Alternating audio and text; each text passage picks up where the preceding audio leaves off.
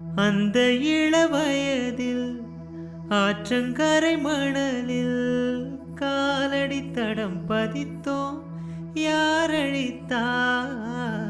நந்தவனக்கரையில் நட்டு வைத்த செடியில் முட்டுவிட்ட முதற் பூவை யார் பறித்தார்? காதலர் தீண்டாத பூக்களில் தேனில்லை, இடைவெளி தாண்டாதே என் வசம் நான் இல்லை.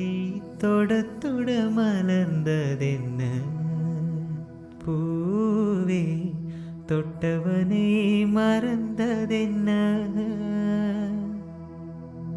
பார்வைகள் புதிதா, ஸ்பரிசங்கள் புதிதா, மழை வர பூமி மறுப்பதென்ன?